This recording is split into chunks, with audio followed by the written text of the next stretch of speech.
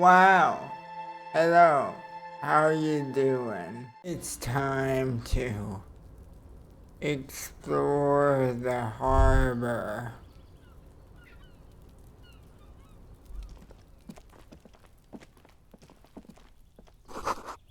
At least 3 packs worth of cigarette butts.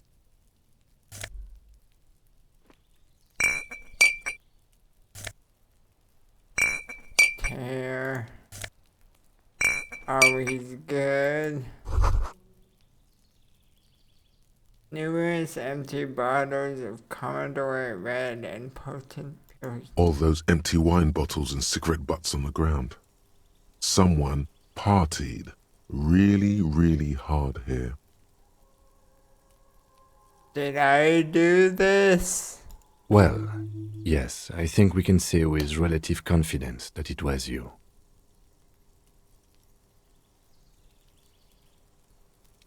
Looks like I had a lot of fun. It really doesn't. Let's turn our attention elsewhere and move on. Okay. Wait, hold on, but there's still more things to click. This is the night watchman's booth. The name on the door reads, René Arnaud.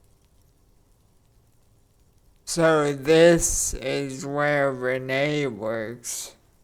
I'm gonna look around. If you must. But please hurry, we are pretty easy to spot up here. Nothing incriminating catches your eye.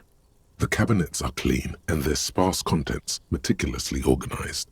There's a framed photograph on the table. Looks like the inhabitant is rather pedantic when it comes to order. Take the picture. It's a black and white photo of a young couple out in a street fair. The man, René, is dressed in a Royal Carabinieri uniform. The girl is young and very pretty. She is smiling playfully at the camera. René looks like he's about to smile. This photo must be tied to some good memories. Why did you take that picture of René?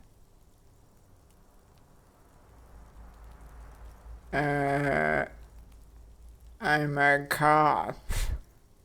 It's instinctual to collect evidence. Fine, but let's move. I don't want to be seen snooping around here.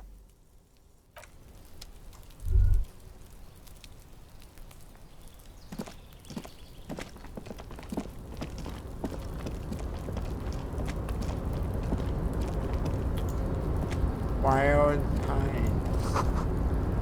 All around you, great machines in quiescence. White pine trees are printed onto the screen covering.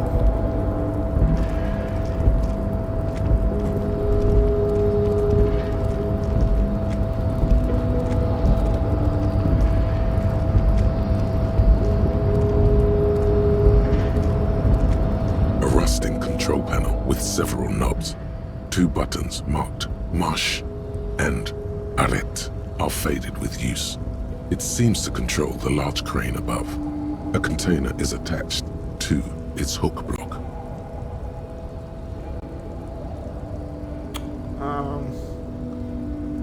Press Arrête. The crane stands tall, proud, erect, and still. Press March.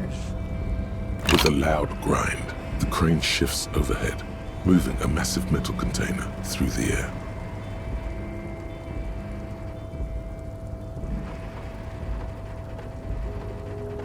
Wow.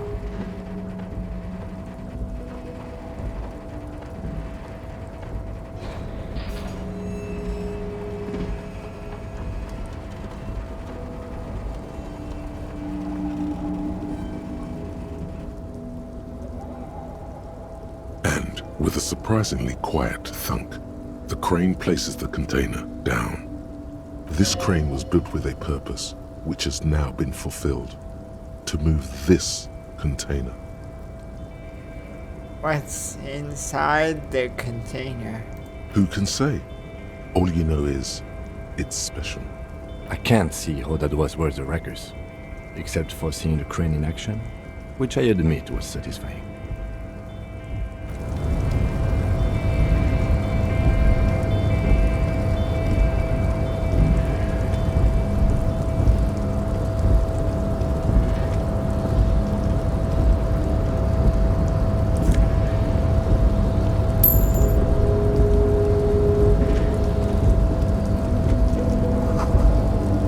You see faded industrial lettering on the platform. Lawson. Before you stands a cargo container, just one of many in the yard. Lieutenant, I think there's something special about this container. Is this like your thing with that wall again? Maybe, I can't tell. I think we should investigate further. You do? Because I don't. What? Why not? There are a million containers here. Why are you fixating on this one? It feels special. It's a cargo container, Detective, just like all the others. We are not here to interact with containers. We are here to interview the Union boss. Knock on the door. No reply. Open the door. You attempt to turn the handle, to no avail. The doors seem to be mechanically locked. To your left, the lieutenant considers your actions with some puzzlement. We have a white check. Persuade the door to open. 3%. Nah. I'll come back to that one.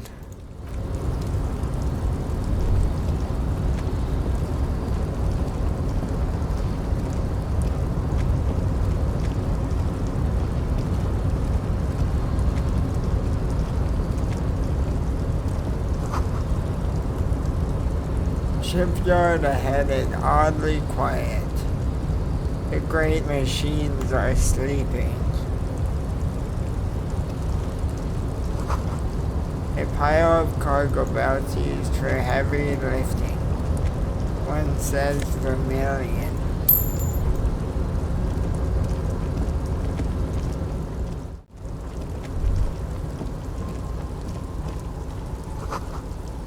The musk of oil and rust comes from the chasm in front of you.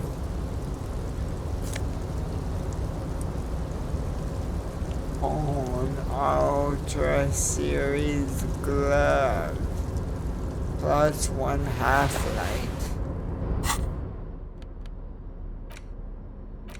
Ultra gloves. Well, it must mean they're super good gloves if they're ultra, right? Industrial sized thermos. Oh, it's a guy. I'm just taking all this money. No one's stopping me yet. Container, container, I'll turn you nice and red. Container, container, put the logos on. Container, container, used to be Wild Pines. Container, container, now belongs to Everard. Hi. Everard, Everard, Everard, he looks after everyone. Huh? Well, hey there. How can I help you, mister? The look in his deep blue eyes is as sincere as you've ever seen. Kind of makes you feel like an arsehole for no apparent reason.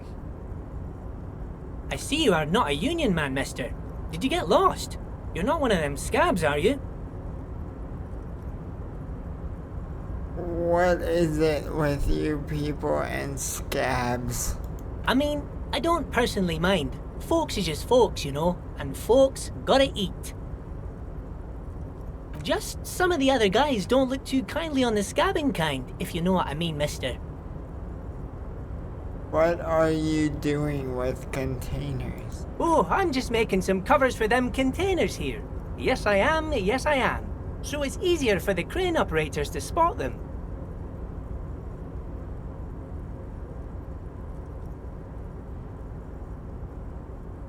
That's not a weight check. So I'll wait on that one as well. Sure, let me ask you something else. Sure, mister. About what? Where is everyone? The harbor is empty. Oh, most of the guys are down at the gates, keeping the scabs from coming in. We're on a strike. The whole union is. You don't have to work when you're on strike. Ha! We haven't worked for 2 months now. So no one is working? Not everyone is down there, of course. Mr. Evrard is in his office, where he always is. And Jean-Luc is guarding the gate. But Titus and his boys got into some drunken trouble and Evrard sent them on a nice vacation. For a week or so. What trouble did Titus and his friends get into? Oh, I'm not really supposed to talk about that. That's union business. Him and his boys stirred up something in town. Probably drank too much and got into a fight or something. I heard Mr. Evrard telling them to take some time off. Don't go all bad cop on this simple, friendly fellow.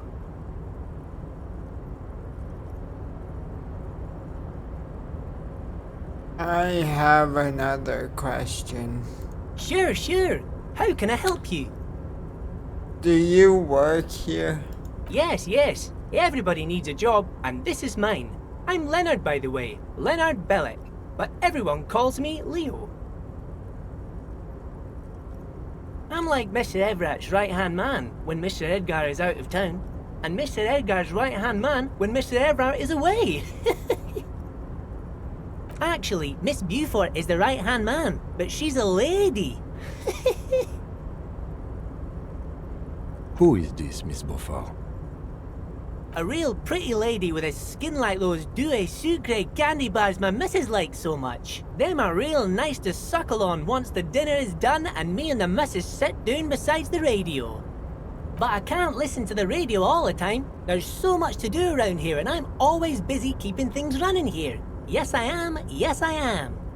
Stay on this Miss Beaufort topic.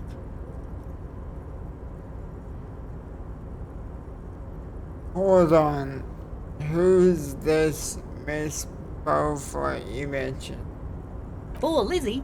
She is a real sharp tool. Mr. Everett put her through some fancy school and everything, east of the river. 4 years she was gone, and when she came back, she was all fancy and lawyerly.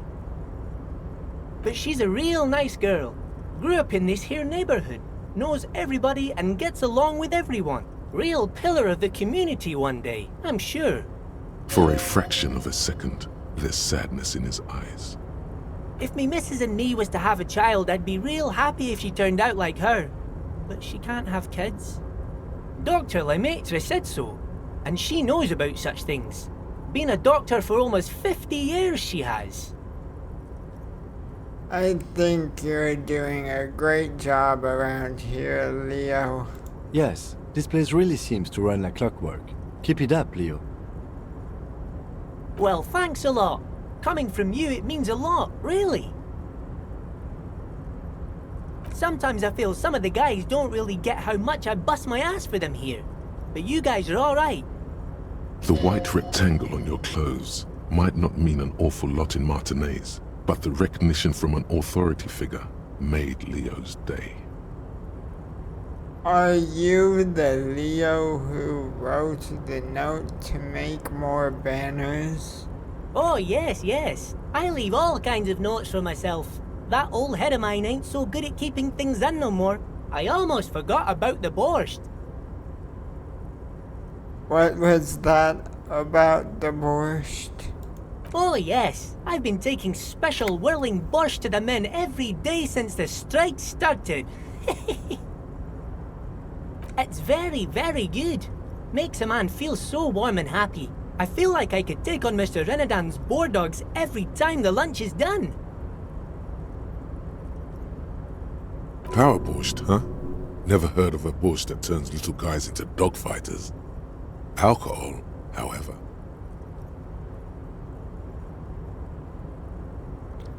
Thanks, Leo. Another question, though? Oh, absolutely, mister. What do you want to know? What's in that container over there? Oh, that one. That should be empty as far as I know. Lots of containers here have nothing in them. They're just waiting to be loaded up. Told you.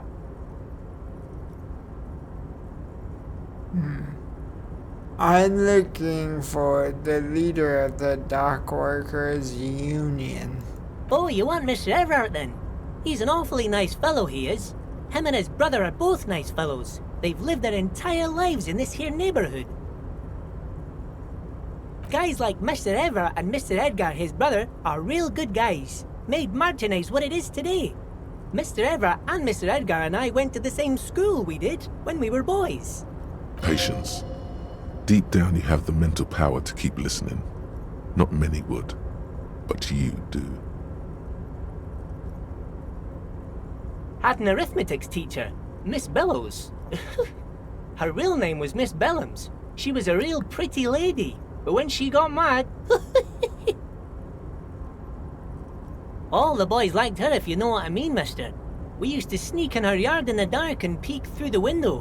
One time we saw Miss Bellows with a fellow. Yes, we did, mister. Them was naked too. That's all I got to say about that. Very interesting, very interesting. Thank you for telling me the whole thing. Thank you. Almost forgot. Mr. Everett is in that container over there. I got distracted telling the story, but he's in there. Okay, I'm off. Bye-bye now.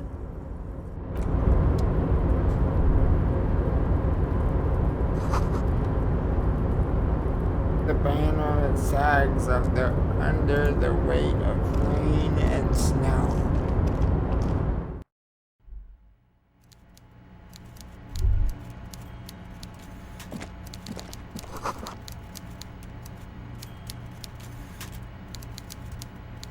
Coffee is still lukewarm. Stair made of pallets leading. Oh wow. Who's this guy? Before you is a walrus of a man seated behind a large desk. He looks up from his work, not the least bit surprised to see you. With great effort, he straightens himself up in his chair, yet says nothing.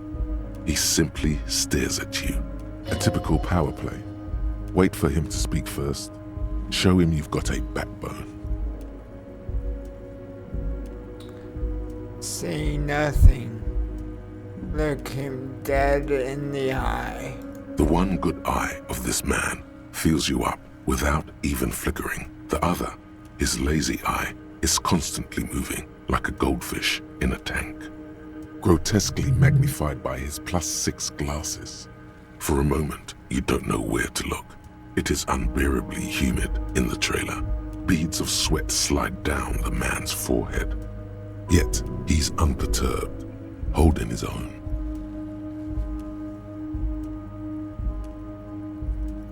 Keep staring. At first, nothing happens. His face wears a wide and self-satisfied smile. Every now and then, he smacks his big lips. Like a general over his maps, he plots his moves. Judging by the way he's licking his chops, it's going to be a good one.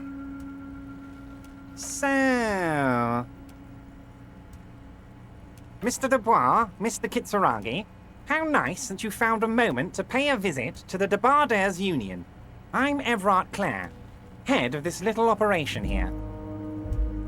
Please, have a seat. The folding chair looks like a torture device. Extremely uncomfortable. You go ahead, detective. Whatever he has in store for you, it can't be good, he thinks. I'll do my best. I'd rather stand. Please, Mr. Dubois, let us converse in a civilized manner, as equals. Take a seat. I insist. He's trying to throw you off your game, thinking you don't know your name. But you do. So the joke's on him. Ha ha. I don't sit. It's kind of my thing. Very well, Mr. Dubois. I respect a man with strong convictions. I, too, have convictions. One of which is that I will not engage with any man who won't face me at eye level. Should you find yourself more amenable in the future, I'd gladly resume our conversation. But until then, I'm afraid I must ask you to leave. Damn, that's a nasty play.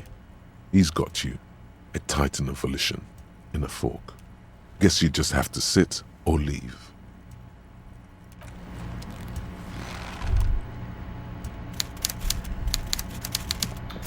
Okay.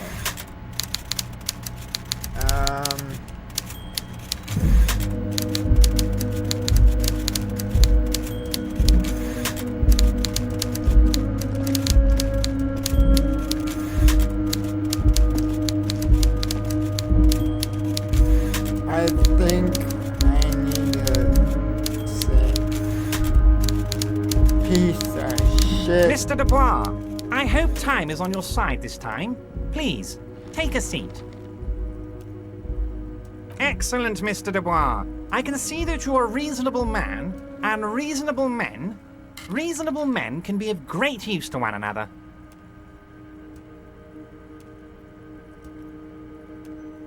So tell me, how can the head of the Debarders Union help a representative of the Revachol Citizens Militia today?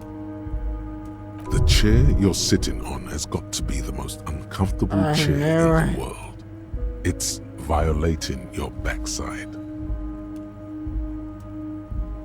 My backside is violated. Oh, by the way, I heard you got a rather rude reception from a certain Lawrence Gart. Some people have no manners, it pains me to say. This should take care of that nonsense. It should be sufficient to cover your expenses for a few days and patch over your differences with a cafeteria manager. Go ahead, take it. Wow, that's 25 real. That's good money. You need it.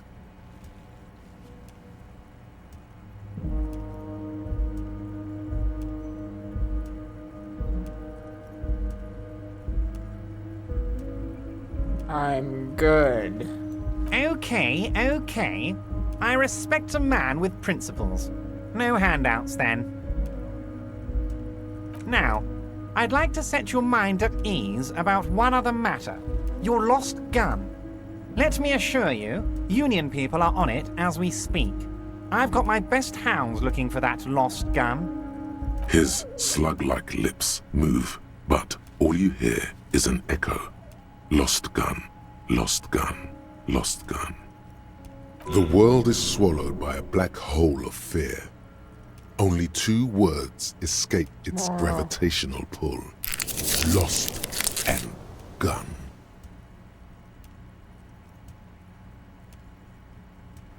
How do you know about my lost gun? I know everything, Harry. Right now, I know that you're worried. Don't be worried. Everything's going to be all right. It's not like you left it loaded. You didn't lose a loaded gun. Local children aren't out there playing with it right now, pointing it into their own mouths. It's in a safe place. I just know it. I have a feeling everything's going to be all right. It was loaded. There were 2 bullets in it. You always keep at least 2 barrels loaded.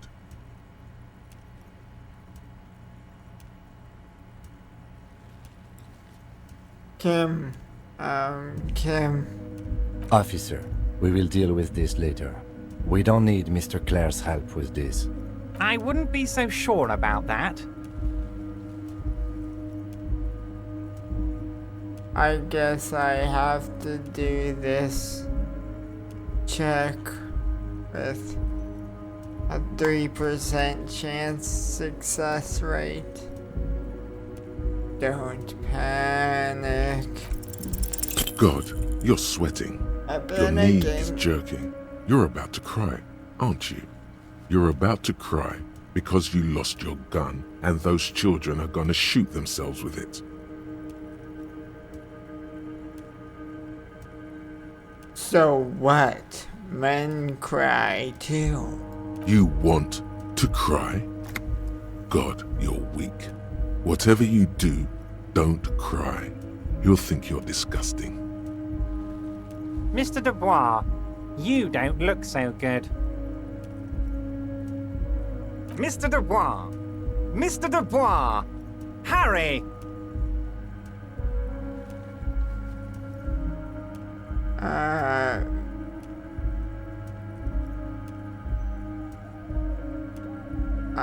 There are no Harrys. Let your mind go to your safe place. While Everard is distracted by your odd behavior, the lieutenant's eyes are mapping everything around you. The folder, desk, papers on the wall. Mr. Dubois, are you okay? Can I get you a glass of water or something? Are you having some kind of medical emergency? Oh yeah, man. I'm fucking great. Don't be dramatic. I can see your condition isn't terminal. Okay. What an odd demonstration of... you got me, Harry. I don't even know what. As entertaining as it was, I'm afraid we're wasting our time. And I'm an extremely busy man, as I'm sure you are too. Okay, enough. We are here to ask you some questions pertaining to a murder investigation. It is about time to stop embarrassing yourself. Questions will help you regain some of your lost dignity.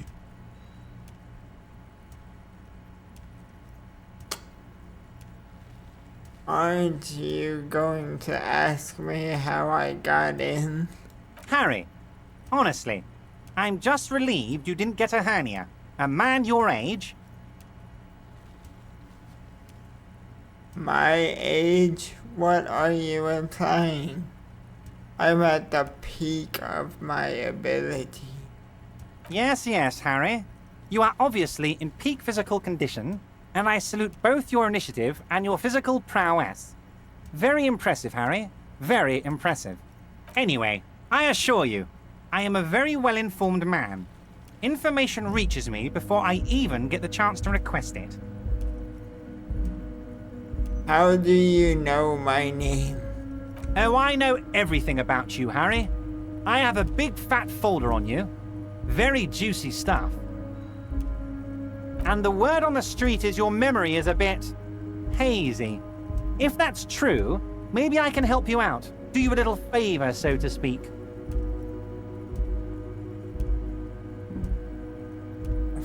Favor. My memory is fine. So good to hear that, Harry. Apparently my sources were wrong. However, if you would have a spot of memory trouble, well, let's just say a fat juicy folder could really fill in the blanks. Are you trying to tell me you've gotten hold of some of our documents? Mr. Kitsuragi, would you mind? Harry has some questions he needs answers to. Asking too many questions will make you look weak. You should maybe focus on the folder.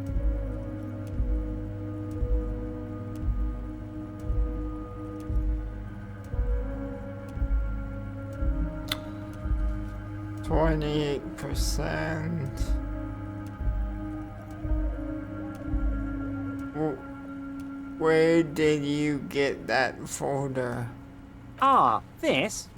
My friends in your organization gave it to me, Harry.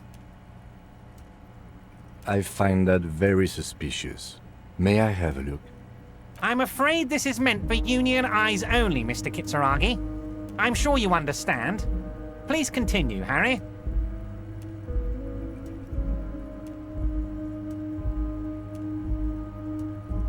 Let's talk of other matters. Of course, Harry, of course. Let's not linger on personal details and amnesia. You wanted something from me. I'm told the Union is involved in the local drug trade. What? Harry, how could you say that to me? You know I appreciate a joke as much as any jolly fat guy, but I can't take slander. Are you actually investigating this?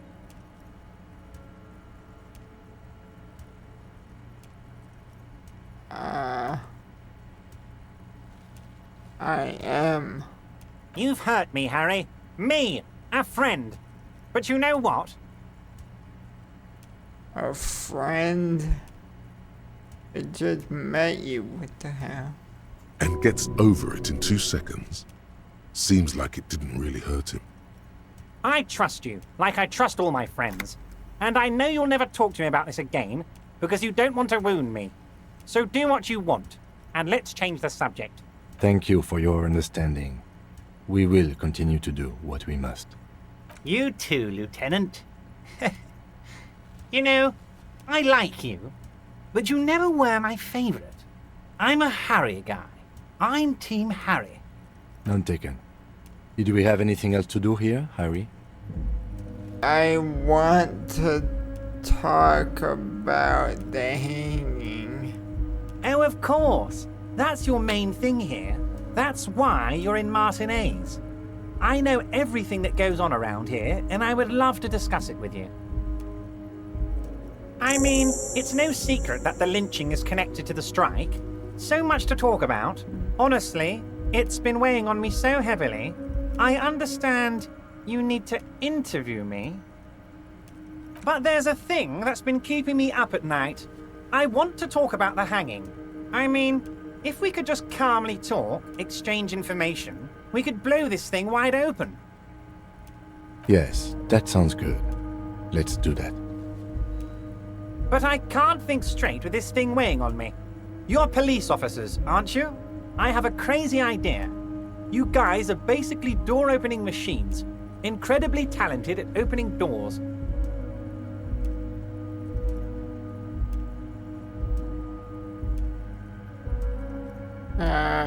I've opened a few doors in my life. And I'm sure you're going to open this one with flying colors, Harry. This really is very simple, and there's nothing shady about it. Does this jiggling ooze think he's going to use you? He's got another thing coming. Play his game, son, with your eyes peeled. He's going to slip up, and when he does, you're going to come out on top. Whose door is it? Oh, no one's. It's just a weasel. A weasel lives there. Nothing for you to worry about. What do you mean by weasel? A loud blabbering weasel. When weasels feel no one is watching, they start acting foolishly. Just go there, unlock the door, and leave it open. It's been such a burden on me, Harry. I just want this to be over so I can discuss business with you. Damn, it's fine. I'll look into it. We need to talk about that murder. Fantastic, my friend. Just let me know when it's done and we can take our friendship to the next level. You can get the key from Manana. He's down by the gates. Manana's like a free agent in the Union. Special operations. Hardened socialist. A real free thinker, too. He'll tell you precisely where the door is. One last thing, Harry. Just open the door. You don't need to go in or anything. I just want that weasel to come home and see the unlocked door. I'm gonna ask this again. I asked the fellow outside and he said nothing was in there. But what's in the container that's outside your office? My dear Harry, There are literally millions of containers in this harbor. I couldn't possibly remember what's in all of them. There's something special about it. It was attached to the Kvarsund crane. Harry, you smooth-talking son of a bitch. Time is a precious resource, and I don't have enough of it to count containers with you. Smooth talking. Maybe that's the way to go about opening the container. You should at least try convincing it. Everett, I'm going to leave now, but we might talk again later. Wait. You need this to get in and out through the gate. Wow. Great. Wouldn't want to get stuck in here. Here, you're one of us now. A real red and white Union man. Take care, Harry.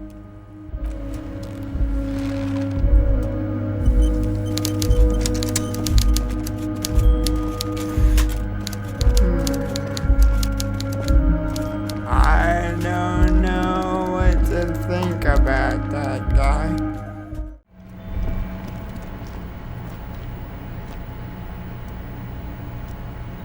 Wow. I can open the door now. Oh, and that was this door, okay. I think I have to talk to this guy for the key. So, how'd you like our harbor? Was nice enough. It's but a rest area on the path leading across open plains. Right, you talk to the boss, eye to eye, like men of the plain. If you have any more questions, I'm set to talk. Everett said you have a key to a door. A key, huh? What door is this key supposed to open? He said it belonged to a weasel. Oh, say no more. I got you. I got that key right here. And let me tell you, it's mighty good of you to help us out during the strike. Working class solidarity, as they say. I'm not really doing this for political reasons. Oh, so the none of the above type, are you? I get it. I like to keep my distance too. But it doesn't matter. It's a good thing you're doing. Thanks. What you're looking for is a basement door behind the greenhouse. That's behind the whirling in rags. That's all I know. Our organization is what you call compartmentalized. Means we keep out of each other's business. Okay, but where did you get the key from? The janitor gave it to me. Nice fella. We talked about life and things that really, truly matter. None of this mess we're in. This jiving and juggling. What's it for? To feed our children, I guess. Anything else I should know about this task? This weasel person, when he'll be home? I'm more of a philosophical dock worker. I like to talk about the big picture stuff. Who I am, who you are, what we are fighting for. Who he is and what they're fighting for? This is interesting. Ask him about the Hardy Boys. Actually, do you know anything about the Hardy Boys? Los Ardis? They're an independent militant group. A bit too high-strung, but it comes with the responsibility. They're sort of like you. Preserve the rule of law and all that. Except it's Everard's law. But really, they're just like you. Is he actually comparing you, an officer of the law, to some neighborhood vigilantes? The man whispers a jaunty tune. A coastal breeze ruffles his hair. Any idea who killed the hanged man? The mercenary, eh? Who could have killed him? That's indeed the question. Why even do such a thing?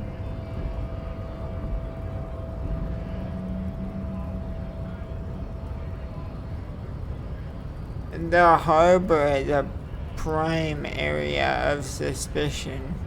In your opinion, are the dock workers involved in the killing? What a thought! Why would noble workers resort to such a thing? Unless they were pushed, of course. Pushed how? Your dead guy was an enemy combatant. Hold up, what does that mean? He was an agent of the opposition, attempting to undermine our honorable efforts. Did you kill him? I ain't the murdering type, but that's just me. Large organizations like our union have all sorts of men, with all sorts of skills. Okay. He means a more violent faction could easily take care of such a thing. Understood. This has been of limited use. Still, thank you. No problem. I wish the best to you in your search. Sure, I'm glad it's not my search. Good talking to you. Okay. So I think I know what house they're talking about that belongs to the weasel. Okay. I think the weasel's house. Yep, right here, behind the fence. This must be it. The basement door is weather-worn. The copper nails holding the upholstery in place have turned green from sea air, and there's a knocker shaped like a lion's head. The royal lion, Guillaume's kitten. This knocker will last a lifetime and then some. Carefully knock. You knock silently. The upholstery muffles the sound. No response comes from the apartment. I guess no one is in? You're pretty sure the owner of the apartment isn't here. It's safe-ish.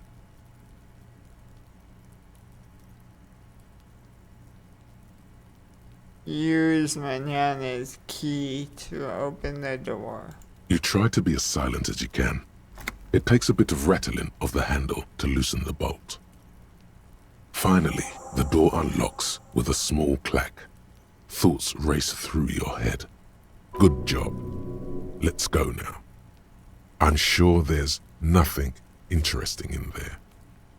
Wait. Now I'm intrigued, though. Only curiosity could account for stepping over that threshold. Ew. Maybe there's treasure in there. A white alligator. A fountain of quicksilver. As you hold the open door, you can feel the air moving. A little draft. A whistle. I'm supposed to just go back to Everett now?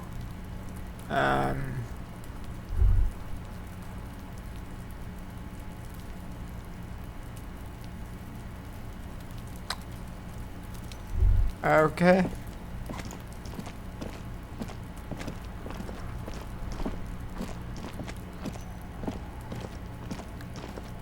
Actually, instead of going back to Everett, I'm gonna explore the coast a bit more. The coast has good ambiance. I like the music. There's a boat tucked away underneath the tarpaulin cover.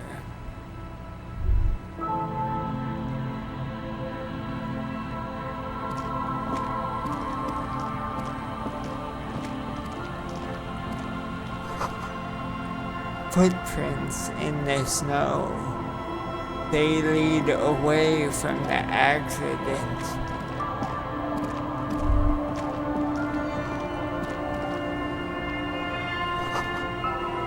The underside of the boat has recently been tarred.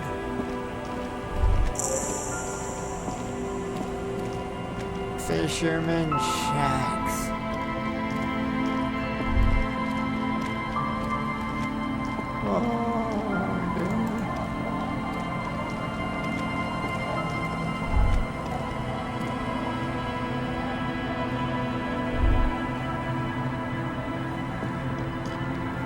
Wow.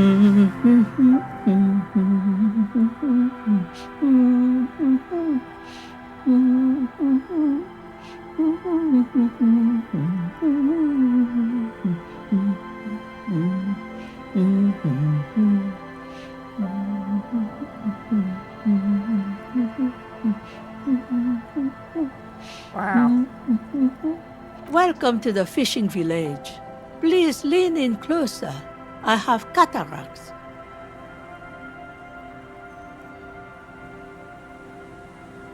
Oh, welcome, police officer. We don't cause any trouble around here.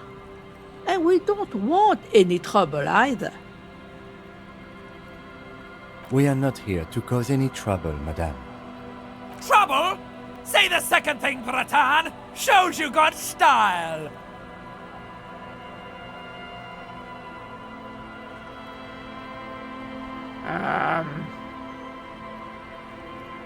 I mean, true, it does show style, but I'm a cop, okay? We don't cause trouble. We take care of trouble. Oh, of course. Last time we saw you around here was 12 years ago. You also came to take care of trouble then. Wish you did. But still, in Martinez, you're considered an ill omen. Wait, I've been here before? No, not you personally. I meant the RCM. Some of the men got into a fight. One of them killed another, locked himself in that woodshed over there. He was brooding, needed some help opening the door. You got it open for him and took him to think about what he'd done in a more secluded place, somewhere more quiet. What kind of an ill omen are we talking about? Oh, the usual. Dark tidings. Black hound. That's you, all right. A black hound licking your own heels. I am an ill omen, alright. You're not. No one around here considers us an ill omen. People would have told us. Wow. Kim's got my back. Maybe they are afraid. Why? Because you're an ill omen. But you're still welcome here. As long as men with guns aren't chasing you. And maybe even then. Because that's the kind of fishing village we've built. I'm sorry there's not a lot of room to park the motor carriage. And not a lot of houses. Or a lot of people. My kids are long gone, searching for treasure. So are others. Ah, look at me ramble on. What brings you to us? What is in this fishing village? Just us. It's barely a village anymore. We almost don't exist. What do you mean? This is pretty much a non-place. A gap. A blank spot on the map. Just a cluster of nameless shacks on a nameless street. Who else lives in this village? Well, there's Lillian and her kids. A few new folks live in the house to the east. But they're away right now. And then there's the drunks. Not a pretty sight, but there's little we can do about it. Home is home, even for them. Who, what drinks? Sooner or later, you'll see for yourself. Don't have to look long to find these guys.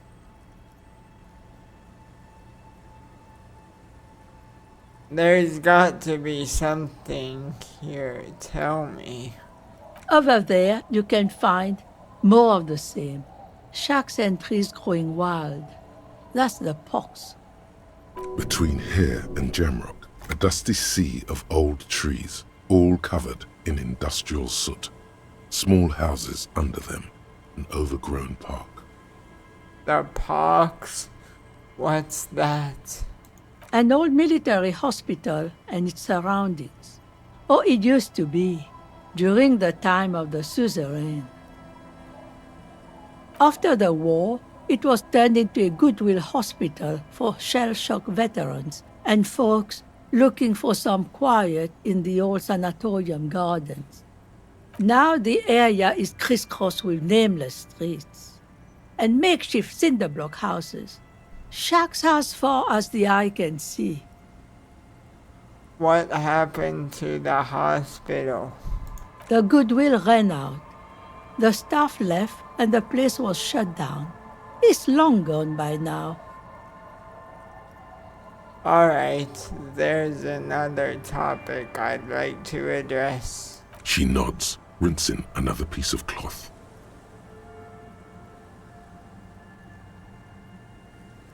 Oh. Where could someone stay around here? Stay? Most people here are trying to leave. That said, if lodgings is what you're looking for, I've got a free room in the shack. Free?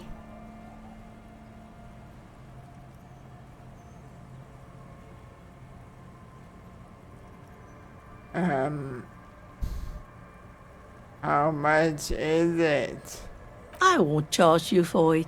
Take it as a gesture of goodwill from the village to the RCM. Wow. Wait, hold on. You're just giving it to me? No one is using it, and God knows it's not much anyway. You can stay there.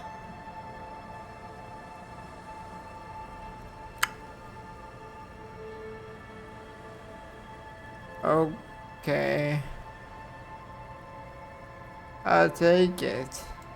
Don't make an old woman regret opening her house to the place.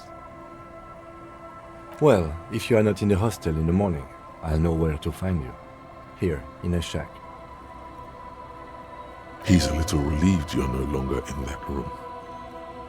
Should he? This environment encourages one thing, and one thing only. Drinking. Finally, you have those lame-os of matinees off your back, Bratan! This looks like a great place to bring chicks!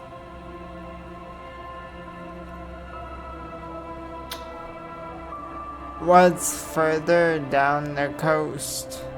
Not much. There's the abandoned church, the DeLorean Church of Humanity.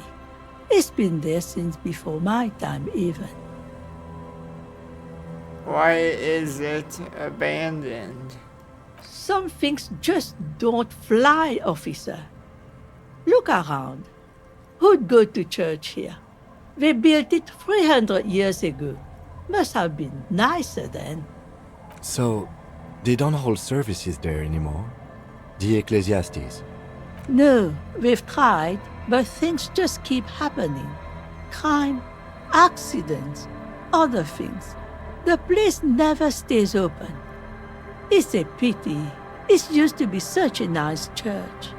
She's not telling you all she knows. Keep her talking.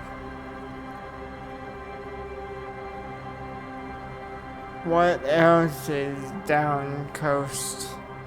Before you get to the church, there's some ruins, an apartment complex, or some kind of electrical plant.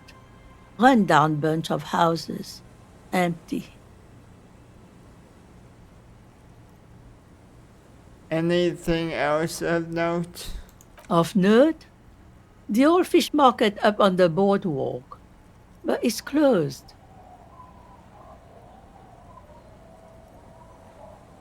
Alright, got it. As I said, it's a peninsula. There's no one there, just ghosts and vagrants, and teenagers making out. Tell me about yourself. Who exactly are you here? Me? No one. Just an old washerwoman.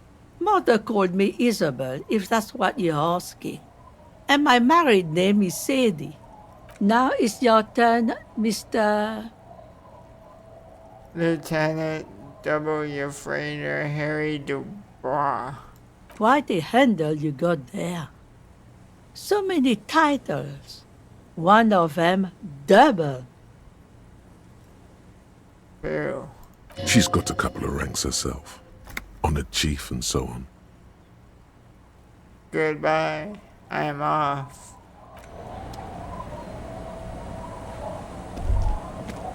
Wow. So I got a free place to stay right here. That's crazy. The door has seen better days. The layer of paint has started to peel off due to the salt and wind from the sea. Even the lock looks slightly rusted. Unlock the shack door with the key. I'll wait outside to give you some time and privacy to check out your new living arrangement. But just so you know, after we are done with the day, I'll still be staying in the Whirling in Rags for the night. We'll meet in front of the shack in the morning. The key turns with a satisfying click. You can enter the shack now.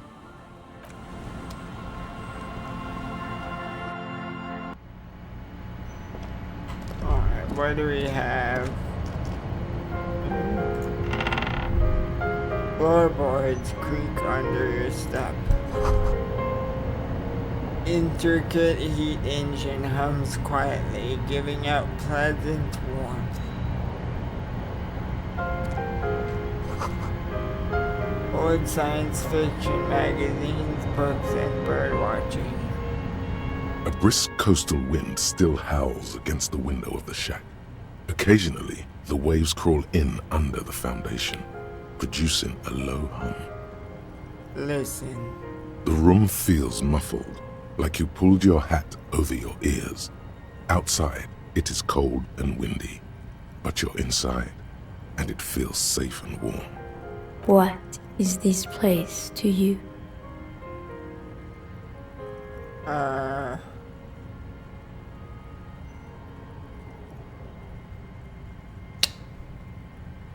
Looks like this is my new home. Wonder where the old one went. Westward, across the canal, towers the Whirling in Rags. Door number 1 on the second floor is locked. Behind it lies a trashed room.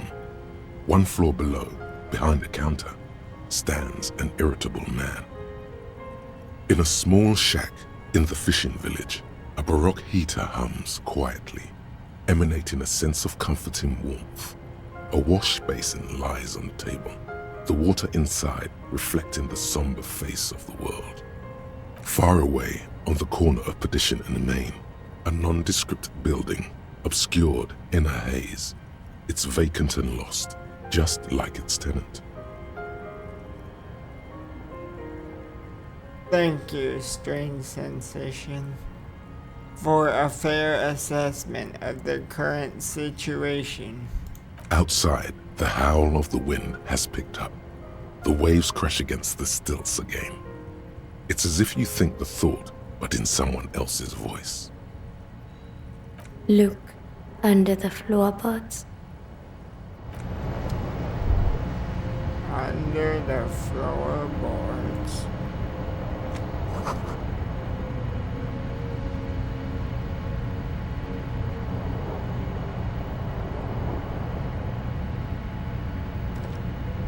On the table, you see a bowl of water, a rough soap, and next to it, a small hand mirror. A straight razor soaks inside the wash basin. Is shaving the right call? The water reflects back a vague image of your face. Nose bulbous and red, hair unkempt, wrinkles lining the eyes and forehead. The stash is gigantic. You'll be looking like a pansy without the chops. A fucking pansy.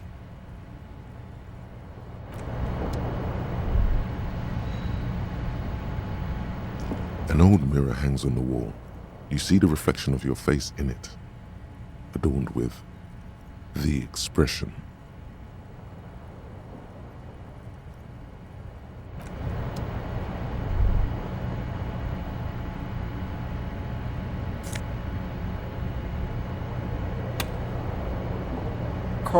Jiv jacket.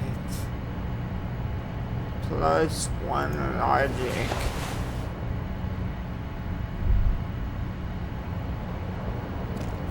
That voice told me to look under the floorboards. The bed is comforting, if a bit run down. Still, you've earned a rest.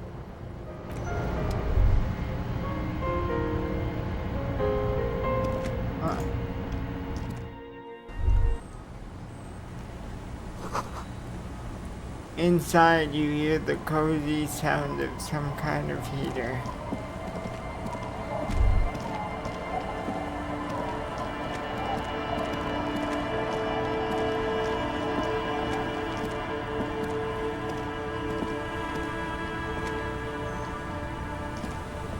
Hi, officer.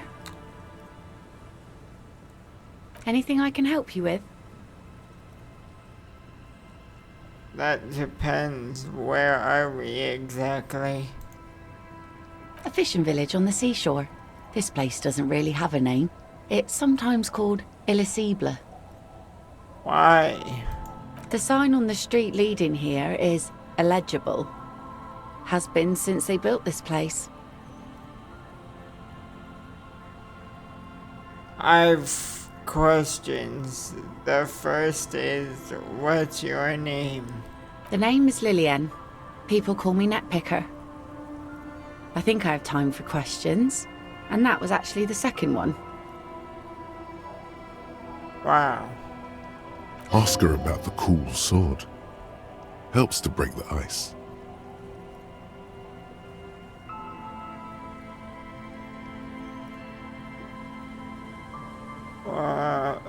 Nice sword.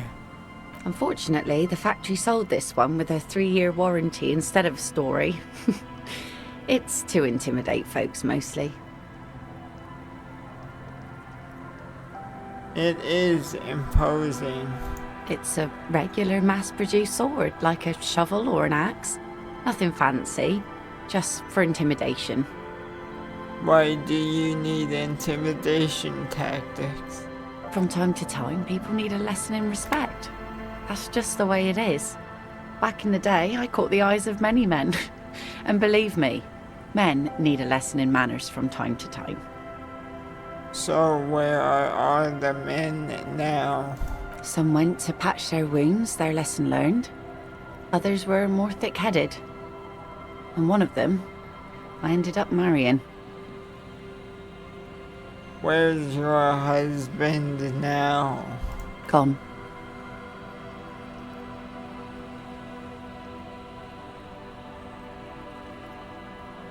He disappeared.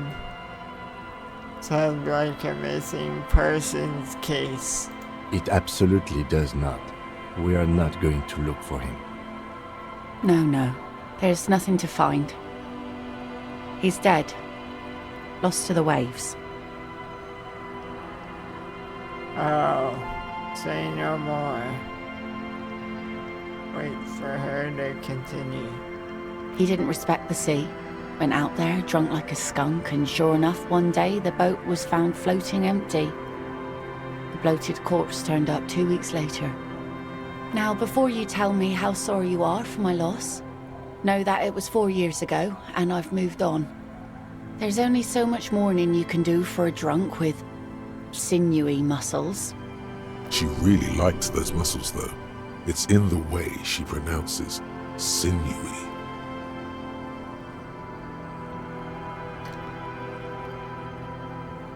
Time really is the best cure for sorrow, isn't it? Us working folk don't have the luxury to be bedsick with melancholy. I buried him, mourned for an appropriate amount of time, and went on. Life didn't really change that much for me and the kids. This is neither a touchy nor a very interesting topic for her. She looks like she's ready to go on a date with another, better, drunk. Ask her. Both of you could need some action. Do it! Hit on the widow! It's the right thing to do!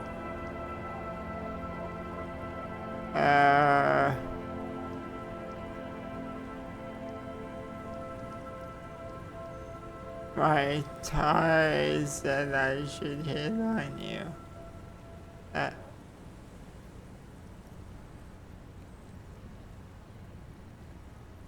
I'm looking for someone. Maybe you can help. Let's see. Who are you looking for? I'm looking for missing cryptozoologists. I don't think I know what these are. Care to elaborate? People who look for imaginary animals. Aha! Like snowmen.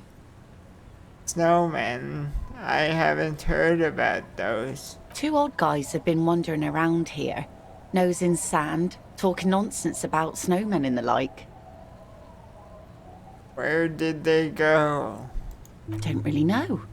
Further down the peninsula, I guess. I mean, that's where they were heading. Who else are you looking for besides snowmen? No one else right now. Well, how can I assist you then, officer? Is that your boat? Sure is. The Sun, I call her, coated with a fresh layer of tar just yesterday. It'll take some time for it to dry, assuming the sunny days continue. Be seeing you. The street sign is illegible below the graffito. The scruffy-haired little boy kicks a stone. He can't be more than 5 years old. The other one looks indistinguishable from him. He watches his brother kick the stone with his tongue lolling out of his mouth. You must be Lillian's twins. This one doesn't say anything, kicking the concrete with his worn-out sneaker. Lily's our mum. I already said that. The stone kicker laughs suddenly. His head is too large for his shoulders. The other one laughs as well. Maybe there's some kind of reason why they're laughing. An interesting reason, somehow tied to the case. The boy keeps laughing. Then he bows down to inspect the rock, as though there's something noteworthy about it. Bye, kids. Take care.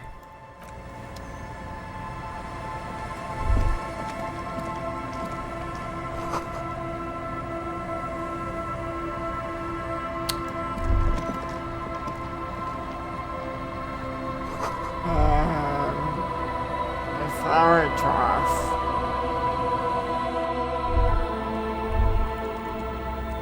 I guess this is Lillian's house. It feels safe and warm in here, not like outside. Hello, mister. She clutches a small stuffed animal. Occasionally, she twirls it around. Are you Lillian's daughter? Yes, I am. Little Lily. You know my mom? Yes, we met earlier. That's nice. My mom is great. She's never angry or anything. Are the twins outside your brothers? Yes. They don't want to play with me. They're older and play outside. They look the same. Sometimes I can't tell them apart. I guess they do look alike. Lammy tells them apart. What's that? It's a grouse. You might be able to get on God's good side if you replace the broken scooter you almost certainly broke.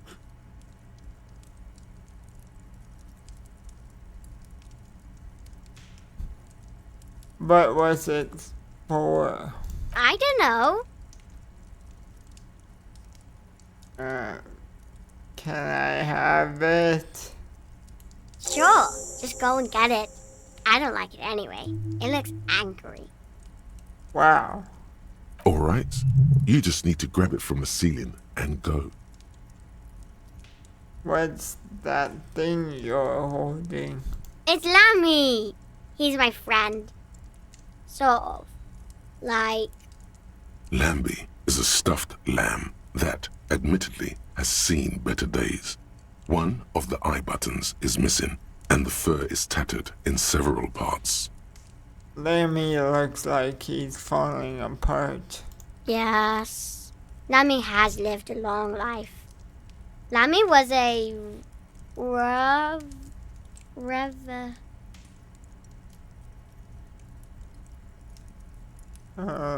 Revolution.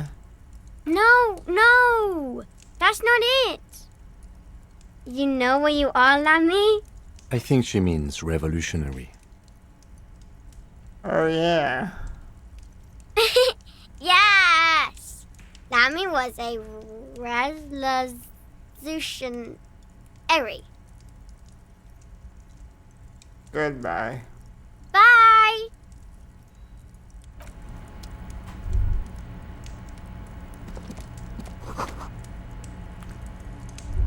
Industrial coal pellets burn with an orange glow.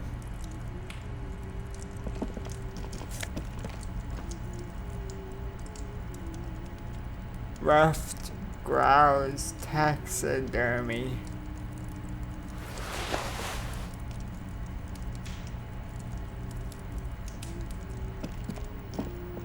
Wow. I think with getting to the fishing village will be the end of the episode.